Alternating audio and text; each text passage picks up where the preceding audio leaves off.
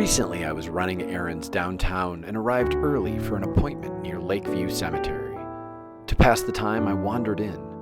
Cemeteries might be seen as places of loss, yet on this particular day there were signs of joy and hope. At the base of a statue, someone placed a button that read, "You're one in a melon." And then, as I continued down the path, I came across a hill of yellow daffodils, a wall of hope and rebirth. The students from NRHS Video Club are feeling that same sense of joy at the end of an otherwise dark time in their lives. And because of that reason, this month we will reflect on perhaps the best emotion of all, hope.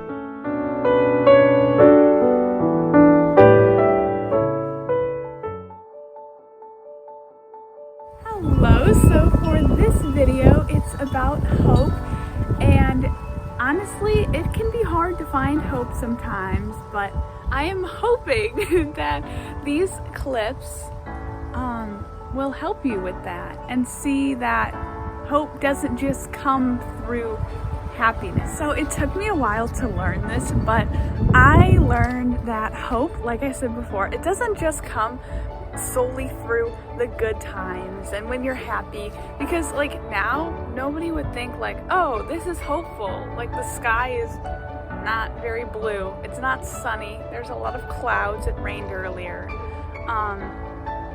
but you can find hope in that because here, one second, the sun is coming out. But flowers can remind us that it's not just the big things in life that can give us hope, because flowers start from the smallest seed and grow into something that's so pretty. And I know for me that it's just a reminder to me to just exist sometimes, because I know that I'm so busy, and I know this is the case for a lot of other people as well. And sometimes you just need to just stop for a second and just come outside and just stand, like just, I'm not even kidding, just stand there outside and just exist in that moment for a second and just realize that you are just there, existing. It's a really beautiful thing.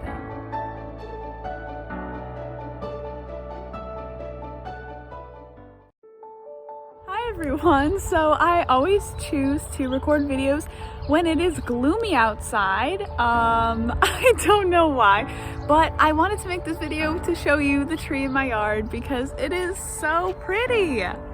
I love springtime because all of the trees and flowers in my yard get cute little blossoms, and they just have these such pretty flowers. And I just wanted to show you because I love them. I'm also going to include some photos that I took of flowers in my yard because it is pretty evident from these videos that I love flowers. So I just think it's such a generic sign of hope, but I love it. I love it so much. I genuinely love flowers. They're one of my favorite things in life because they're so meaningful if you think about it, and they can mean different things to different people, so I love them.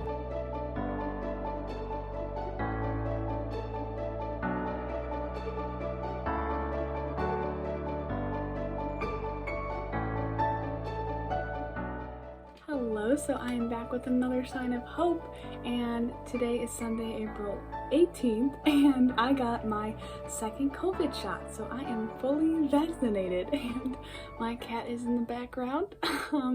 And honestly, that oh, she's gone now, but that's, oh my gosh, it's a reminder to me of what else I wanted to say. And honestly, I think hope is basically anything that can make you happy and bring you joy. Like my cat, she makes me happy every single day. Her name is Sprinkles. I love her so much. And yeah, so those are just some signs of hope for me that you saw in the previous clips. And like I said, basically I think hope comes from anything that makes you happy, and we are all very different, so what makes me happy and what I might find hopeful can be very different from what makes you happy and what you find hopeful, if you know what I'm saying. So basically, to summarize, Those were my signs of hope, as I said before, and just go out and find things, do things that make you happy, whether that be art, music, theater, sports, whatever it is for you. And I think that you can find the most hope in those things. So yeah, I hope you take something away with you from this today, and the task I will give to you is to find something that makes you hopeful and kind of reflect on it, I guess, and just think about why it makes you hopeful, and then I think it'll make you really happy. So I hope whenever you are watching this, I hope you have an amazing day. Has been somewhat non-existent. When I was younger, I was a bit of a nihilist, a doom and gloom child, if you will. But lucky for me, and everyone around me that is, things changed for the better. Rather than looking at my feet, I began to look at the sky more often. And in the sky, I saw the stars, the clouds, the moon, and the sun. And through these little bits of matter that the universe just so happened to create, I gained hope. With time, I became a self-proclaimed romantic. Over quarantine, I used to get up with the sunrise just for the feeling of the orange haze that it gave me. Of course, there are days where I resort back to my old ways, but now I know that there is a light at the end of the tunnel, no matter how long the tunnel may be.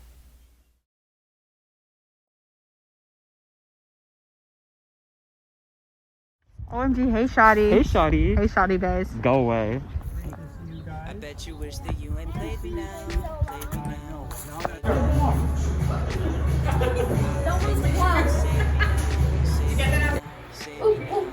Clone Wars, Babylon. This past year has undoubtedly been marked by just total chaos and despair, so few emotions are as unnerving right now as hope for the future. And no one wants to permit themselves optimism, only to be crushed with more devastating world news. But with vaccine rollout and the weather breaking, the case for hope is strengthening. Because while a little over a year ago I spent my days entirely isolated from the rest of my fellow humans, thanks to this wonderful vaccine card, I'm now able to experience those moments of bliss and pure happiness with my friends and family that have been distinctly missing over this year. I bet you wish She was raised in a small Midwestern town by a charming and eccentric loving father.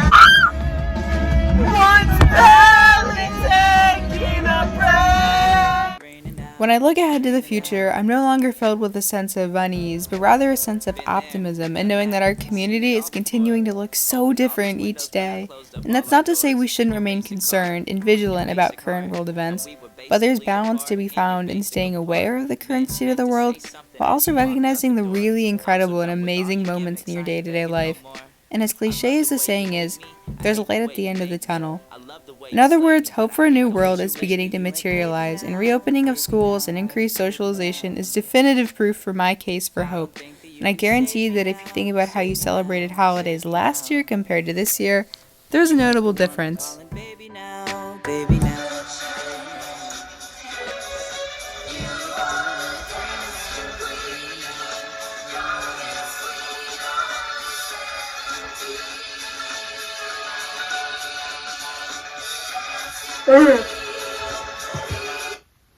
That's kind of like trademark. When you turn 17, you have to listen to that. Let me find better lighting. I bet you What? wish that you ain't We're played me 17 now. today. Yeah. I have hope because I remember when I turned 16, we were still in quarantine, and my big outing was I went to Target. Well, I was allowed to get this little vaccination card. So I'm incredibly grateful for that. Happy birthday to me. And know that you pretty much carried yourself through a pandemic for a year, and you were so resilient and strong and incredible for that, and your internal character is going to be strengthened and has been strengthened so much. So props to you, and have hope for the future, because I think we're turning a corner. I know it's really scary to have that feeling of hope, because every single time we've said we're turning a corner, we're just faced with more mounting death tolls. But I really think optimism and comfort can be found in that and knowing that your internal character can withstand stuff like this. So, happy 17 soon. While hope is almost always characterized by looking toward the future and wondering when and how things will eventually get better, there's a false implication in that there's no active or present reason for optimism. It's easy to point to a projection of a decrease in cases as a reason for hope, but being able to celebrate events indoors without feeling as though the world's going to implode on you is a pretty sure sign that things have absolutely gotten better. And eventually, sooner rather than later, this period of abnormalcy will come to a close, and being physically close with our friends and family in our old lives will no longer feel like an immense risk. Guys, Corey got me a shirt. Okay.